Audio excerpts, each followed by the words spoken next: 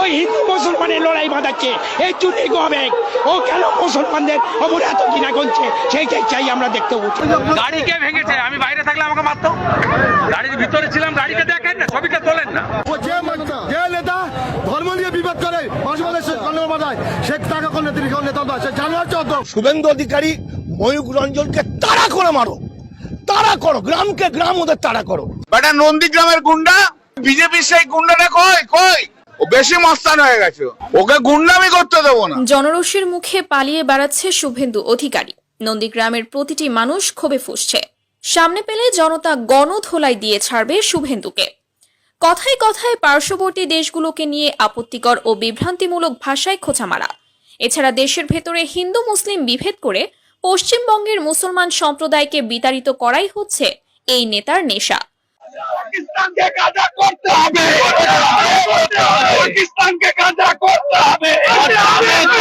মনে হয় এই ছাগলটা প্রতিদিন 3 বেলা গোমূত্র আর গোবর সেবন করে, যার কারণে শুধু হিন্দু হিন্দু করে উল্টাপাল্টা কথা আসে মুখ থেকে। হিন্দু তুমি জাগো, হিন্দু তুমি জাগো, জাগো হিন্দু। এই শাহজাহানরা একটাও মুসলিম চাচি ভাবি বোনের সঙ্গে করেনি, সব হিন্দু মেয়েদের সঙ্গে করেছে। হিন্দু মেয়েরা কি ভোগের পাত্র? এই হিন্দুত্ব ট্যাবলেট খেয়ে দিয়ে হিন্দু জাগো জাগো জাগো করছে। তা আমরা কি হিন্দুরা কি জেগে নেই, ঘুমিয়ে সবসময় ঘুমিয়ে আছি? এই শুভেন্দুর একমাত্র ওষুধ হলো ডিম থেরাপি আর জুতার বাড়ি। এটাই হলো সেরা চিকিৎসা। ধর্মের নামে এই ব্যক্তি হিন্দু মুসলমানদের মধ্যে হিংসা বিদ্বেষ বাড়িয়ে দিচ্ছে নিরীহ মানুষের মধ্যে। শুভেন্দুর একতরফা মুসলিম বিদ্বেষী কথার কারণে ভারতের পশ্চিমবঙ্গে আজ হিন্দু মুসলিমদের মধ্যে চিরশত্রুতা সৃষ্টি হচ্ছে। পশ্চিমবঙ্গের হিন্দু মুসলিম বৌদ্ধ খ্রিস্টান একসাথে মিলেমিশে আছে, কিন্তু এটি সহ্য হচ্ছে না এই নেতার, যার কারণে প্রতিনিয়ত বপন করে যাচ্ছে সাম্প্রদায়িকতার বীজ।